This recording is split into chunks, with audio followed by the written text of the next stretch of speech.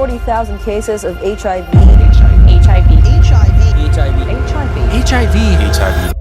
Ma'am, what is HIV, ma'am? HIV, ito yung tinatawag na Human Immunodeficiency Virus.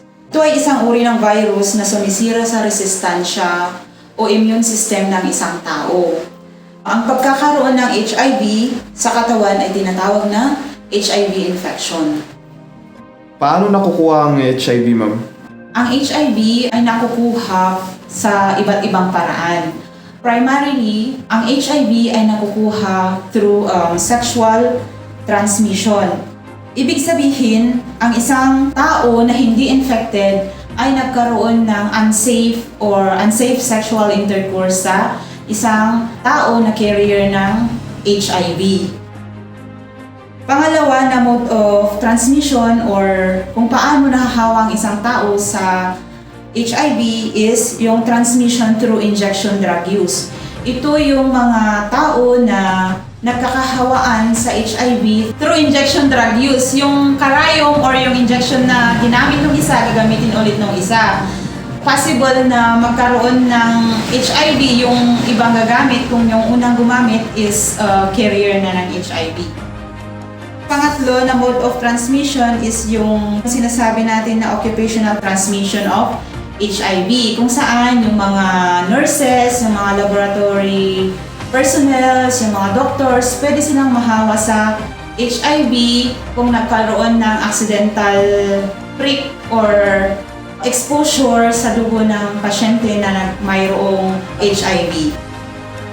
And then, mother-to-child transmission, yung nanay, meron siyang HIV, hindi siya nagpa-test, hindi niya alam na carrier siya ng HIV, pwede niyang mailipat yung HIV doon sa anak niya. And then number 6 is transmission of HIV by other body fluids through yung breast milk, saliva, pero rare lang yung ganung way. How to prevent this virus? Sa pag-prevent ng transmission ng HIV, meron tayong yung sinasabi natin na ABCDE. Ang A means abstinence. Okay?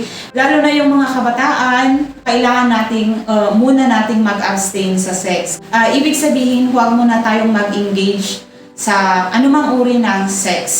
B, be mutually faithful. Kung ikaw naman ay meron ng partner, maging faithful ka na lang sa partner mo. Huwag nang makipag-sex sa iba. Next is letter C, correct and consistent use of condom. Okay? Correct and consistent use of condom, ibig sabihin, yung paggamit natin ng condom ay tama. Gagamitin sa tamang paraan. Letter D, do not use illegal drugs. Tulad ng sinabi ko kanina, isa sa transmission ng HIV is through injection drug use. Okay? Kaya mas maigi na huwag na lang gumamit ng illegal drugs kasi masama talaga siya sa kalusugan.